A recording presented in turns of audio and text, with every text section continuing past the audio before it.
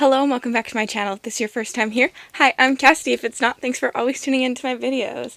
Today we have a very long-awaited video because I don't know when I did a proper wrap-up in a while. So here's my September and then some wrap-up. Let's start with some of the things I know I read in August, but they were for either vlogs happening in September or I had a friend's birthday happening in September where I did a book that she watches this channel, so I couldn't let her see what I was doing until then. Well, the first thing I think I actually have to talk about is not a fantasy. I read Ugly Love by Colleen Hoover. Guess what, guys? I didn't hate this book. I didn't hate it. I gave it 3 stars. You know, I want to say it's trashy. People get so angry when you use the term trashy to describe, romance. I don't think calling something a trashy romance means it was a bad romance. I think it just means it heavily leans into, the tropes, the cliches, the, cringy dialogue of a romance book. And I don't think that's a negative, necessarily. I actually enjoyed this book because I would call it trashy. I do like that with Colleen Hoover's books that this is the second book I've read from Colleen Hoover. I read Verity and hated it, so this was a big step up. I like that she talks about a little bit more than just surface level things. Most romance books are very happily ever after, chick lit, very surface level, nothing deep's really happening. And in Colleen Hoover books, there's always something that's darker, something that's adding definition to the story. And in this one, I really enjoyed the story went on. I read this for my friend's birthday. It's her favorite book, and so I bought the book, I annotated it, and I gave it to her, and she absolutely loved it, I think. The thoughts I had during this book were hilarious, and I'm very happy that I got that all on memory, because I thought for sure that something was happening that kind of happened but didn't really happen, and it was really intriguing to see, how the little puzzle pieces come together, because I was close. I was close from the very beginning, and the fantasy reader in me was very much I need to figure this out. I want to see how everything connects. And so from the very beginning, I was looking for those things. I think that's very interesting and exciting.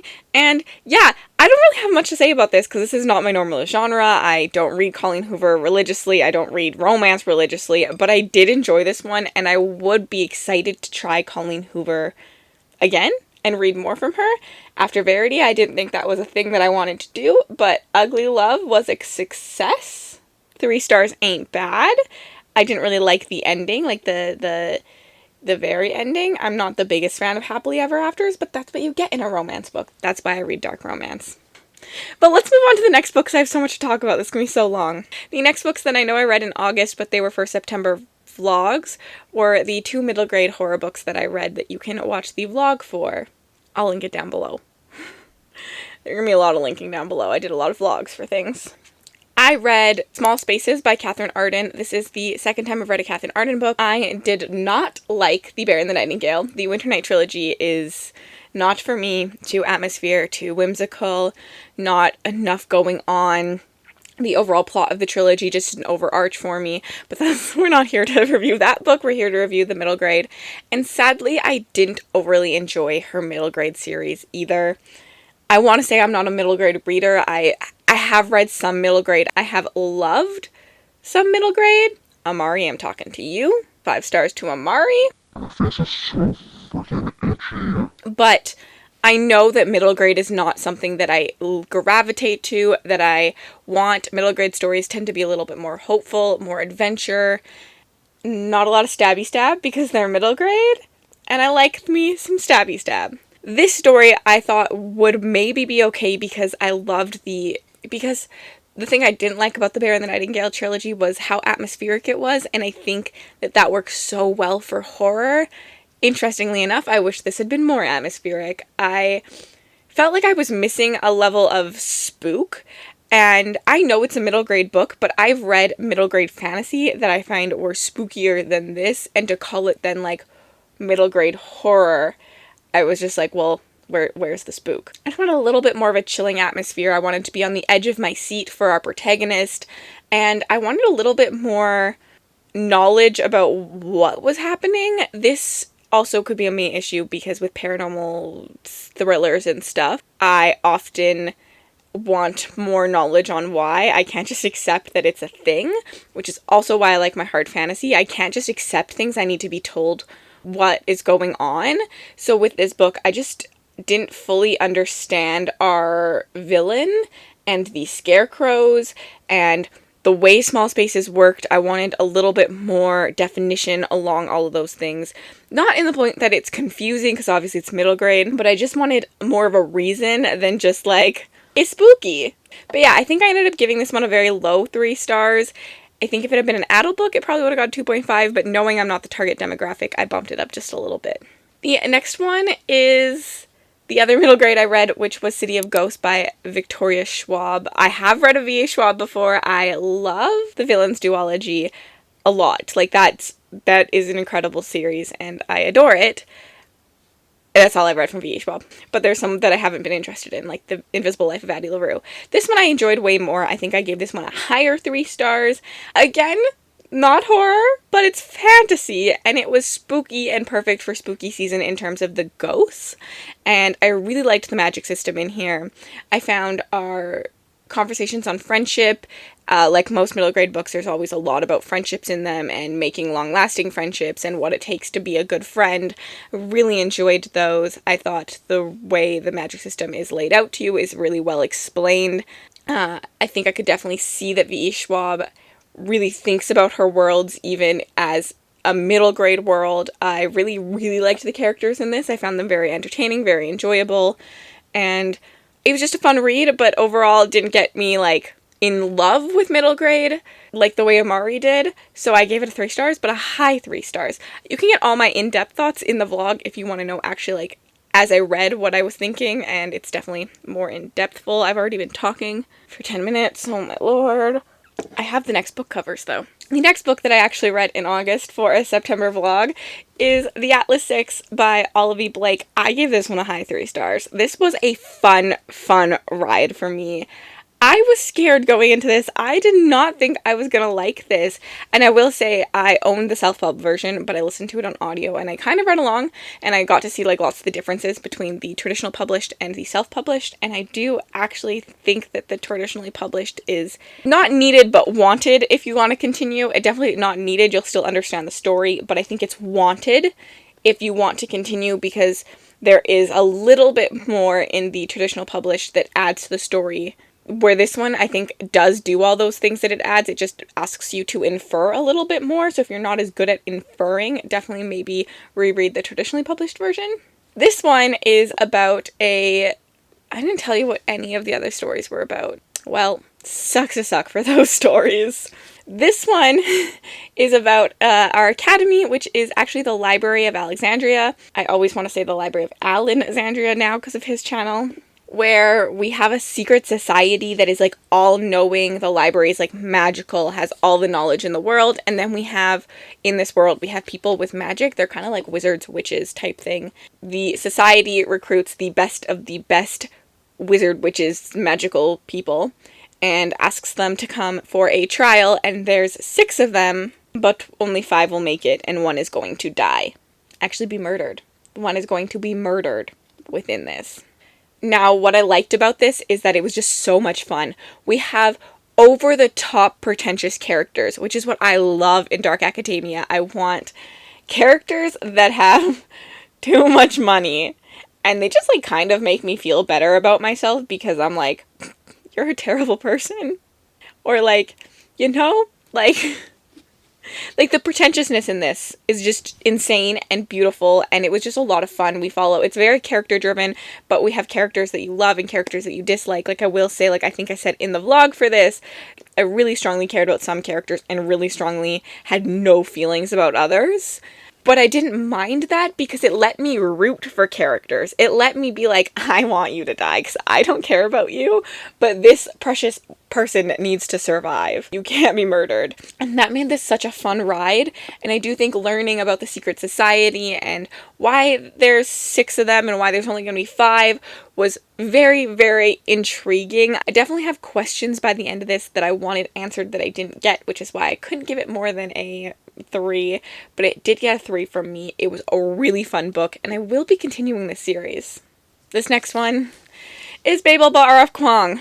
I honestly don't want to talk about this book on the channel because I actually received a decent amount of hate for not liking this book, which is just not cool. It's just not cool. Like, people can have different opinions than yours, and you can respect that, and you don't need to, like, hate on them for it. So this is a book that I do not really want to talk about not liking, but I will, because I am honest on this channel, and if I don't like something, I don't like something. I'm not going to sugarcoat it. I loved The Poppy War. It's my favorite book of all time. I love that trilogy. I love the conversations, the discussions. I love the way it was written. I love the characters in it. Like, I love so much about that book. That is the only reason I picked up Babel. If it had been written by any other author, I would not have picked up this book. And I need to, like, tell you that right away, because off the bat, I knew I probably wasn't going to love this book, but I was hoping that R.F. Kuang would get me there, because I just loved The Poppy War so much that I still had high hopes. This isn't a vlog. You can watch the vlog. But overall, I was just really bored in this book. It is a beautifully written book. It has beautiful discussions and conversations, and the way it makes you feel is not great about yourself, which is not the reason I didn't like it. I think it does that really, really powerfully and wonderfully.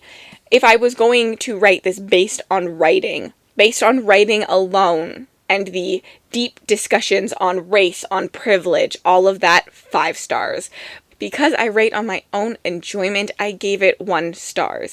I physically wanted to put this book down at so many points because I was just so freaking bored. I didn't care about anything happening in this, and I really despise the ending of this book, and I won't go into why, but if you have read it and you've read The Poppy War, go watch that vlog, because I do have like a little spoiler section in that vlog where I talk about it. But yeah, based on my own enjoyment, I was bored. I don't like school, and there's a lot of lecturing. You're sitting in school, you're being taught the way school is. I dropped out of university. I'm not ashamed of that. I run my own business now, but I hated the part of school that was sitting in class and being lectured. I hated that. I don't have a want to learn that way. My thirst for knowledge doesn't equate to a school setting and the way that school teaches you things with, like, the lessons and the tests and the stress and the pressure, and I hate that feeling. This book does that feeling so well, to a point that I couldn't even want to read it because it reminded me of school so much, and I was just so bored in school. I love to learn on my own. I do a lot of, like, research that way, but I just don't like a school setting in terms of my actual overall enjoyment. I love a school setting in books normally, but most times in a school setting, you're not being lectured the way this is. If you love language, if you love, like, linguistics, if you love all of that, you definitely will love this book, and I do see why there is such a big fan base for this book, but I'm just not one of those. And I'm not going to talk about it anymore, and I'm sorry if you don't agree with me.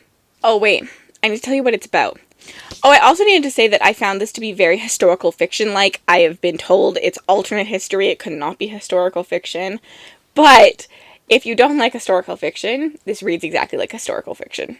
Obviously, it's not historical, but, like, I don't understand, because most of those romance books that classify as historical fiction are also not technically historical. I would classify this as historical fiction, but it does have a little bit of fantasy. A little bit of fantasy.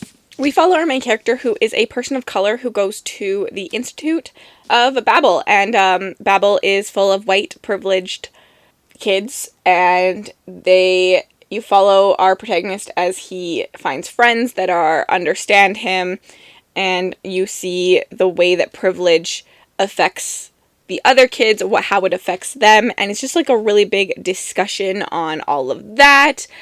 And there's a magic system that goes along with it, kind of, not really, sort of, yeah, there you go. I think the next books I read were for the murder mystery vlog on my channel, so I read The Goblin Emperor. I put so many bad books back to back this month, I forgot. Now I'm officially in my actual September reads. I read The Goblin Emperor thinking that it was going to be a murder mystery. Boy, was I wrong. Yes, there is a murder mystery subplot. There is a murder mystery that happens, but it has no impact. Well, it does have slight impact on the story, but for the most part, our story is about the intricacies of court. It follows our protagonist, who is the half-goblin king now. He was the second or third son to the king. He was despised for being half goblin and sent away, and the king thought he'd wash his hands with him and never see him again. But the king dies, his brothers die, and now he's the next in line for the throne. And you just follow him kind of understand court, the intricacies of court. You follow, it's very intimate. You're with our king the entire time. It's very, very character driven. I felt like there was zero plot in this. I gave this book 2 stars. But I have some people I know that absolutely adore and love it. And I think if you're character driven, if you like those really, really small moments and you just want all of that, like a little more slice of life, like obviously there's things that happen, but this is very slice of life to what like your life as a king would look like. I think you could enjoy this. Just not for me. There's no plot, and I needed plot. The next book I also read for the Murder Mystery Vlog was City of Stairs by Robert Jackson Bennett. I give this one 3 stars. I enjoyed this. I thought it was fun. I find that this is the second Robert Jackson Bennett book that I've read. I find his world building so cool, so unique. He's really good at it. There's like layers to it. It's very intricate and detailed, but his characters do fall a little bit flat, a little bit drier. I do think Foundryside's characters were stronger than this one. Same with the world building. I found Foundryside in general stronger than City of Stairs. Foundryside is like the next book. City of Stairs was like his debut series, I believe. But there's still so many strengths in this book, and I really enjoyed it, and I want other people to read it. This is a true murder mystery, and the thing I liked about it is not only is there a murder mystery that you're learning more about, there's like a mystery of the world and the gods and what happened, and that kind of just like expands as you go. City of Stairs follows this world where they used to have these deities, and then one person made a weapon and killed off all the deities, and in a blink of the eye, the world changed. Now, flash forward so many years, it is illegal to talk about these deities, these gods, this religion. You just kind of have to pretend they never existed, but people do know that they existed. And we follow our protagonist who goes around the world getting rid of any like leftover magic from the gods and dispersing it before people can see it and be like, oh my god, the gods are real. And we follow our protagonist who comes to this one city that used to be like the home of the gods, because her mentor was killed, and she has to figure out what in the world happened to him, and it just expands from there. It gets bigger and bigger and bigger. As I said, the world in this is so cool. I just really enjoyed it. I definitely would recommend it. I do plan on picking up the next book at some point. Same with Foundryside. I always want to continue that trilogy. And yeah, if you liked Foundryside, definitely check this one out too. I definitely will continue to read from Robert Jackson Bennett. I think he gets better every single book. And yeah, I'm so tired of talking and I'm not even halfway through.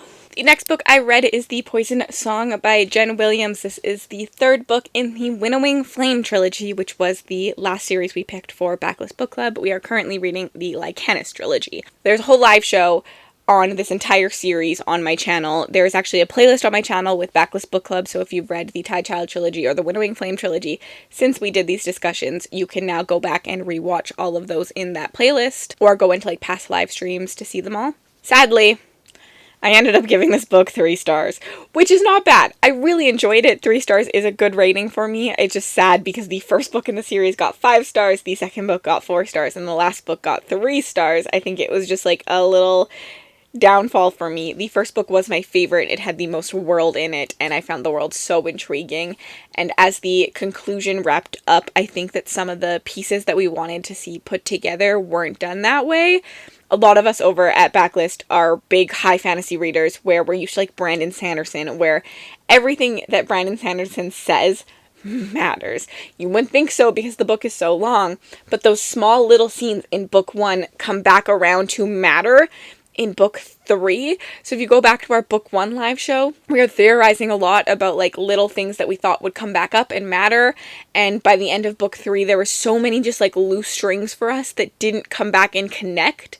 And maybe that was our own fault going into this book and wanting that when it's not that. So I think if you read the series, just knowing that there are going to be some loose threads, not everything's going to connect. It's a little bit less of like a hard, I don't want to say hard, it's a little bit less epic, I guess, is the right way to say it. I don't want to like say hard magic because it is a hard system. It is a hard fantasy, but like it's a little bit looser than like a Sanderson, a Wheel of Time, Game of Thrones. Those, I just said an author and then 2 book series, but you know, that's where we're at today.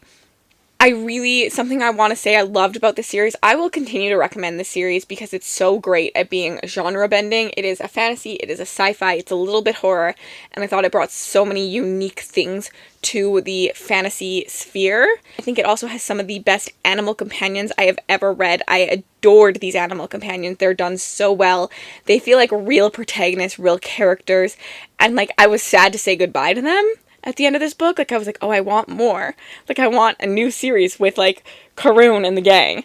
The animal companions don't come into play really until book 2, but I definitely highly suggest this series. I highly recommend it. It is the hardest series to talk about. I gotta give you a synopsis for book 1. Book 1 is the ninth reign. We're following a world where every couple years these aliens come and they just try to destroy the entire world, take over the planet.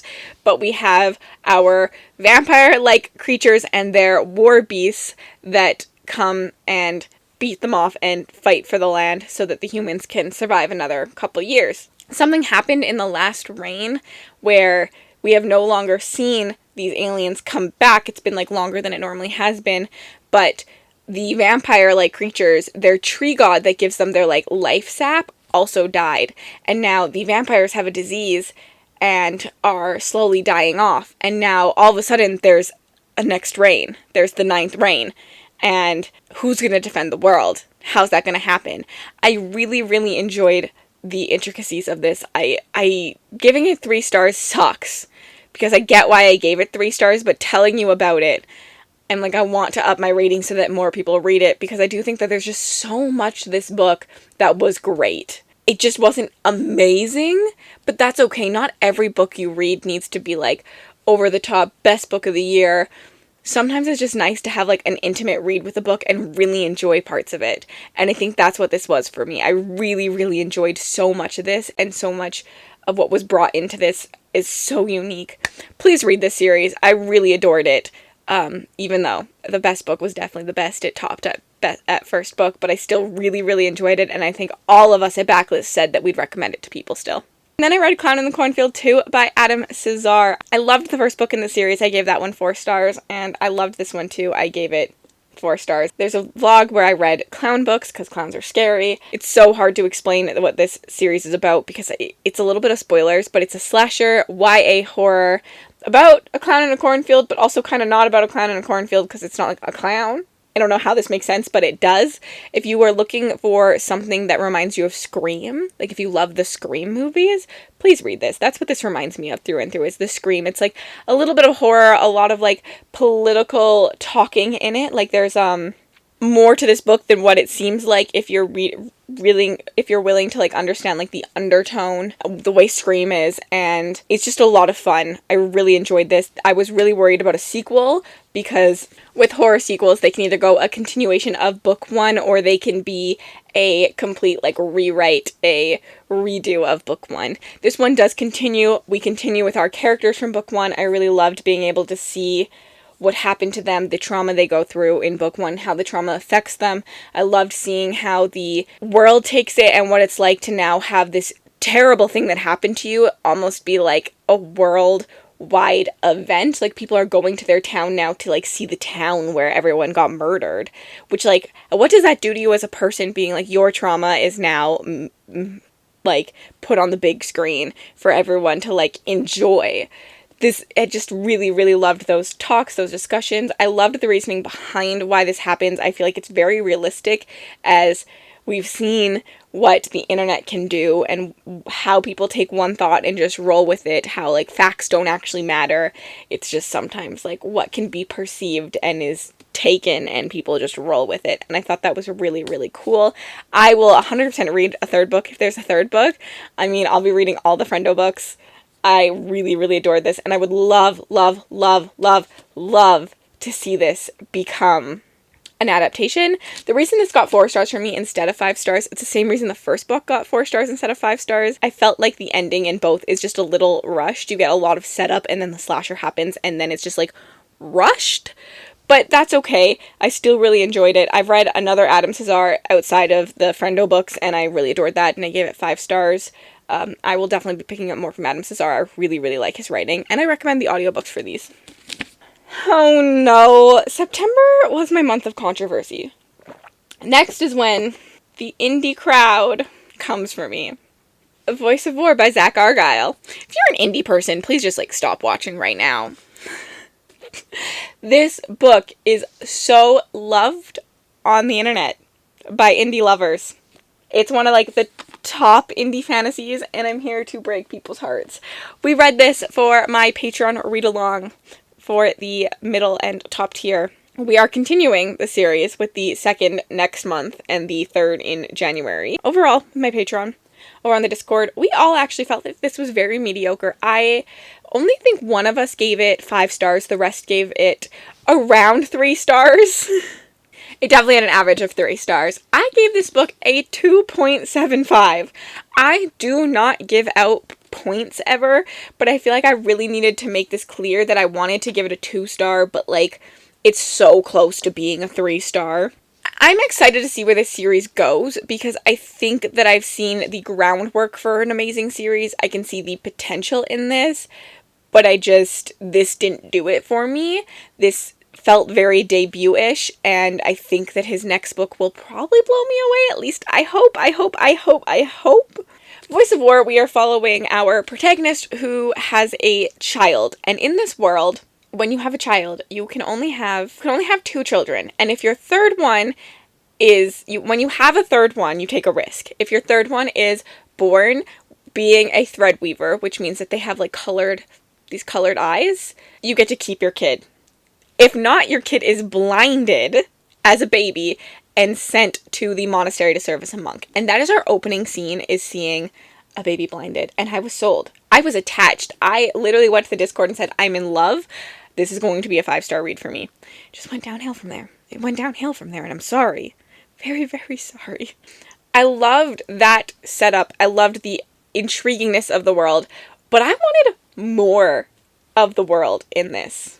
I wanted to understand, what do they do now as a monk? Why are they blinded as monks? Why, I just wanted more from there. I wanted more, descriptions of, what the world is, the religion, the politics. I wanted that, because I felt like that was set up in the first one with this, seeing a baby go off to the monastery. And so, okay, I should go back to telling you what this book is about. So, we follow our protagonist who has his first son. It was not his son that happened to.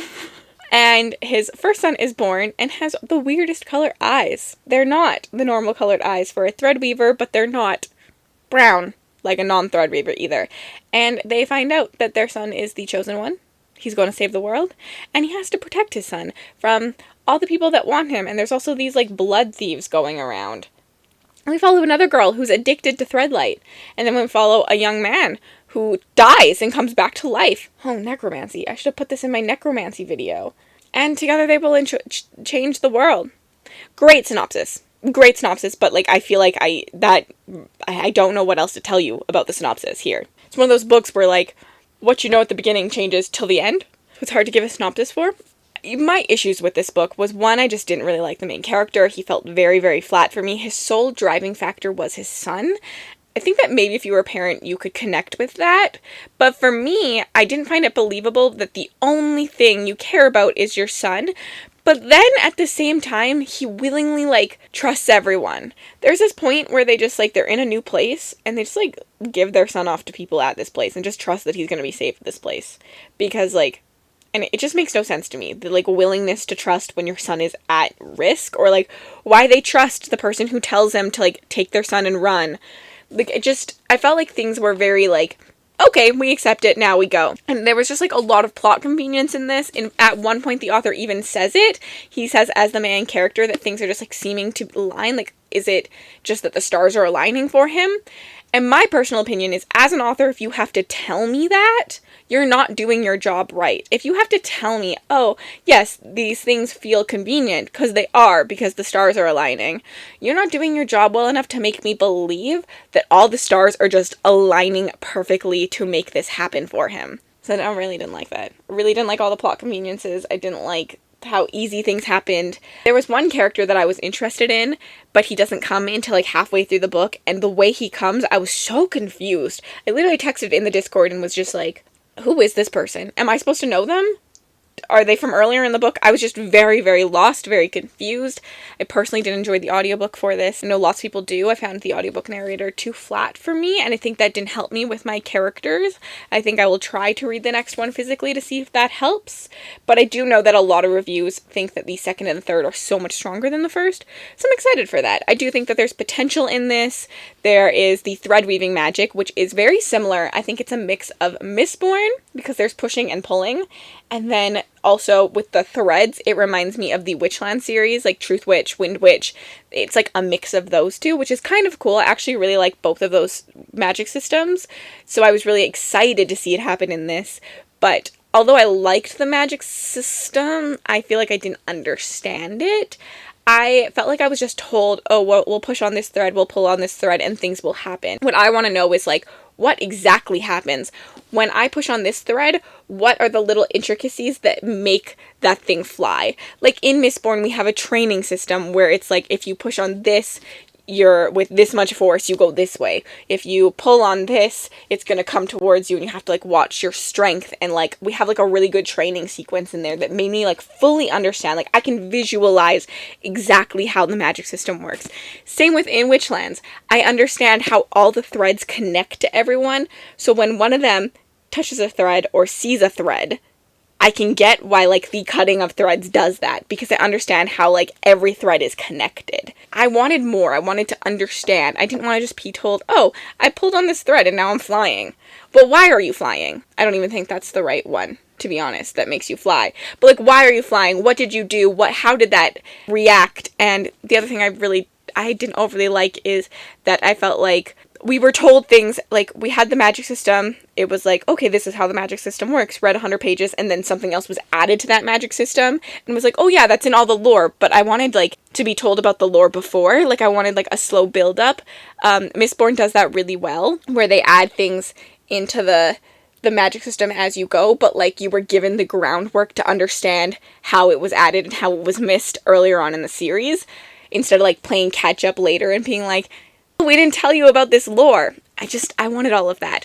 I'm ranting a little bit. I definitely see the bones of a really good story, and I'm very excited to see how it goes, and I think that this could be a series that I recommend. I'm willing to forgive a debut book if the rest of the books are incredible, and if I really enjoy the series, I will still recommend it and tell people that you might just have to push through that first book a little bit.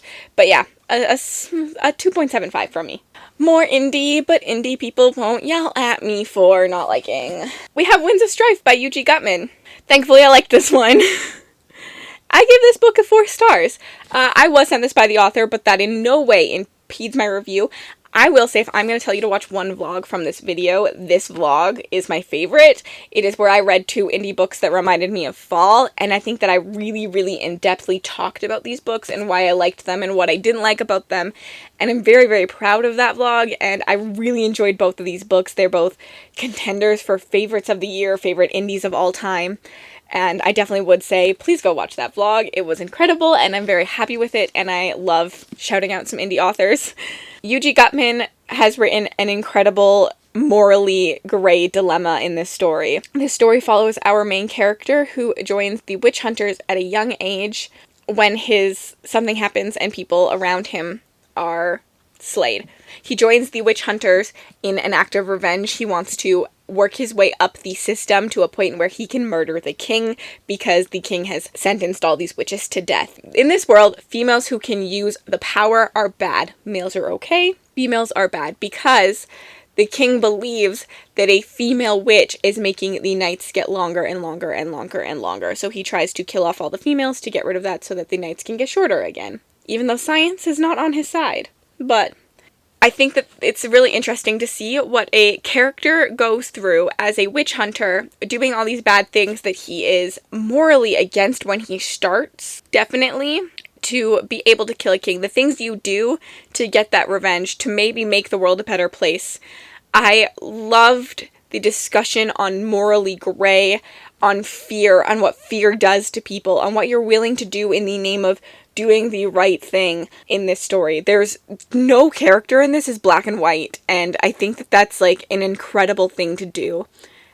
this book reminds me of the reasons I loved the Poppy War, the reasons I loved Rage of Dragons, because of those intimate conversations that the author has with you about, like, rethinking what you think and what you believe. Like, this king is bad. When I tell you that synopsis, this king is bad, but we have a POV where we discuss that he's doing it because he's so scared, and he wants what's best for the kingdom, but he's scared, and what fear does to someone. And that's, like, the main reason for most hate in this world is fear of the unknown and fear. And it's just a beautiful discussion we have. I adored our main character. He has a voice inside his head. He's a little crazy, and it was well done, a little heavy-handed at times, but it was fun. I enjoyed my entire read of this story. Technically speaking, I think that this book might sit more at a 3, but I gave it a 4 because my overall enjoyment was so high. I had so much fun in this. I found the magic system really cool. The magic system plays on emotions, and so each emotion has, like, a different magical power. So in sense, like, anger makes fire burn, and you can, like, specialize in an emotion and the way the magic works around it. I do wish I had learned a little bit more about exactly how the magic system works, the same as, like, what I described in Voice of War. I wish that I just, like, seen a little bit more of the intricacies of how everything works so I could understand it a little bit more. But I really adored the way it worked, and there's, like, the more powerful an emotion is, the stronger your magic will be, but, like, the harder it will be to, like, switch between powers or switch it off and do all of that stuff and, like, rebuild your power, where if you have, like, a more mild emotion, it won't be as powerful, but you'll be able to, like, switch between emotions faster, which is kind of how emotion works in general, and I liked the, like, symbolism of emotion versus power, and I thought that was really, really cool. We have some female characters in this. You have a story of, like, whether our main character is a villain, a hero, a victim, and it's just done really, really well. I really, really enjoyed this. I recommend it. I can't understand, like, I'm so excited for book 2. And it's going to be incredible. There are some dark tones in this, some dark scenes, but I highly, highly recommend it. If you like my taste in books, please read this. My cheeks hurt from smiling as I talked about that book. Also from talking. The next one is A Touch of Light by Tiago Abdullah. I gave this book 5 stars. 5 freaking stars. I adored this. If you like epic fantasy, read this book. I am currently really, really rooting for this book to win SPIFBO. It's a semi-finalist, and so I'm just like, I can't even imagine being the author, because me right now, I keep waiting for the finalists to be announced, and I'm just like, it better be A Touch of Light. It better be A Touch of Light. I'm like, on every time someone says a finalist is announced, I'm like, is it going to be A Touch of Light? Like, I'm just shaking in excitement, and I really hope this wins. I think Tiago deserves so much more love. He's written an incredible world. This book follows 3 characters. We're following a prince who was the second son to the king, but the firstborn dies. He now is, like, the heir to the throne, and he has to, like, live up to the memories of his older brother, who is, like, the glory kid, and he tries to, like, make his dad love him the way that he loved his brother and, like, be proud of him. It's a really interesting story. We follow our second character, who is a great warrior of past, but she now has voices in her head, and she has a magical ability that is really, really cool. I don't want to touch on it, because I think that it's kind of done in a mysterious way in this, and I don't really want to explain it to you, but it's a really cool magic system, and she's, like, hiding from her past. And then we follow Nasha, who is a gifted hunter in, like, the far clans, and she has a curse where she can feel emotions, and emotions to such an extreme that, like, they overwhelm her and just cause her to kill people. And the clan politics is really cool. The warrior politics, like, there's so many political structures happening in this. There's so much, like, intrigue. And the overall plot of this book is that their kingdom has a plague. There's something happening where when people are touched by the blood, they essentially become zombies. And they now try to kill everyone. And they're trying to figure out how to stop it, who has created this sickness, what's going on, and getting help from outside influences. And it's just really, really interesting. And I'm very happy with this book. I really adored it. There's a griffin in it. We don't see griffins a lot in this, but I have insider information that the second book has more griffins in it. Also, the ending of this book had me so intrigued for book 2, and I do know book 2 is coming very soon, so I'm very, very excited to continue this. This is the perfect time to read this, because book 2 is coming soon. Please read this. Read this, read this, read this. I really, really loved this. The characters in this are done really well. I do think our one character is a little harder to follow. He has a little bit less emotional depth to him, but it's done, in my opinion, on purpose, and I think the author does it really, really well. I found the 2 other characters very, very interesting to follow. Everything that's happening with them is so cool, and I can't tell you much about this book without spoiling it, but this is a 5-star read. It was so freaking good. If you like epic fantasy, if you like a little bit of a darker fantasy, I don't want to say this is dark. It's no grimdark, but it definitely isn't like as hopeful as some other fantasies are. Please read this. Please, please, please read this. Read this. It's so good. So, so, so, so good. And then I read Sabriel by Garth Nix. Wow, as I do this wrap up, I've realized I read a lot of so-so books this month, which I gave 2.5 stars. 2.5 is one of the 0.5s that I do give out, just because I think on my rating system 2.5 equals 50%, and so it's really clear definer for me. If I liked something more than 2.5, if something got more than a 2.5, I liked it. If something got less than a 2.5, I didn't really like it. And obviously the scale goes to like love and hate, and 2.5 is the middle of my scale for me, so it's like pretty much the most mediocre book that you could have. So with Sabriel, I gave it a 2.5. I do not think I'm the target demographic for this book. I think I could have adored it if I had read it when I was younger, but for me it has lots of classic fantasy tropes, tales. I don't really like classic fantasy. I prefer like a more modern, unique twist on my fantasy than lots of classic fantasies have. They follow too many tropes for me, cliches, and all of that fun stuff. And with this one, the characters fell very flat for me. It was very isolated. We followed our protagonist and her demon animal companion and this dead thing, essentially. And that's like the only outside influence we even got. We didn't get to see her like interact with other characters, and so the fact that I didn't really like any of those 3 characters and I found them very, very flat didn't help me, because I didn't care what those 3 characters were doing. I wanted to see more interactions with the outside world. I wanted to see how they interact when someone comes and talks to them, and like all of that. I wanted smaller moments, I think, in this book than I got. And other than that, I just like, I'm not a big YA fan in general, so I need to like always say this. I just found that I was never worried about our character. I never felt emotions for the character. I just didn't really overly like it. Honestly, I always say I'm not a character-driven reader, and then I talk about books, and like I still need character. Like it's so hard, because most times my negative is the characters, but I will still enjoy a book if the characters are bad but the plot is good, where I'll give it like a 1 star if there's no plot. The way like the Goblin Emperor was for me, like I did not enjoy my reading of that book at all. But like with this book, like it was okay. And I really liked the magic system in this. I do think that is cool and unique. I loved the way that death matters. I loved the different gates, the ringing of bells. Like there was such a cool magic system in this, so I definitely see why people love it. Just was not for me. It was just okay. It was just okay. The last one I read was also for the Necromancy vlog, which was Blackstone Heart by Michael R. Fletcher. I gave this one 2 stars. God, mediocre month for me. Besides like my two of like my new favorite books, but the rest were freaking mediocre. No wonder I'm slumping a bit. This book, for me, had the same problem Sabriel did, which is interesting because it is also a necromancy book, and I think it's actually an issue I have with most necromantic books. It is very isolated. We follow our main character and their dead companion. And that's like all we get.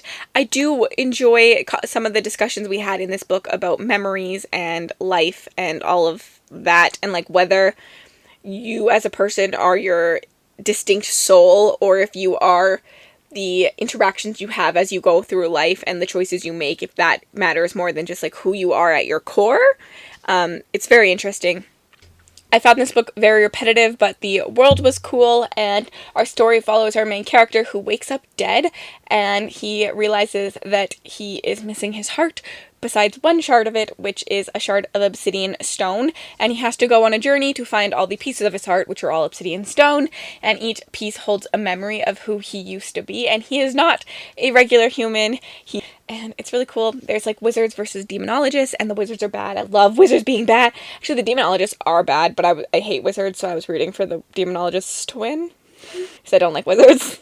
Oops! It is what it is. And I'm talking really fast because the red light is blinking. I also didn't tell you what Sabriel is about. Sabriel is about a girl whose dad is the Aporson, who like kind of keeps death at bay. And then when he dies, she has to when he's dead but not dead, she has to go figure out what happened to him and why he's stuck behind a gate and save him, and also kind of keep the realm from falling apart, because if he dies, everything that he did as the Aporson will like no longer exist, and all the demons will be let loose and the dead things, and it's a really cool idea. Just not great execution for both of these. I just don't think I like necromancy books. Anyways, before my camera dies, thank you so much for watching. If you made it all the way to the end of this video and you'd like to leave me an emoji to say you were here, leave me a bird emoji. And if you'd like to connect with me on other platforms, my Bookstagram, my Book Twitter, my Goodreads, and my Patreon, I'll link down in the description bar below. Have yourselves a spooktacular day.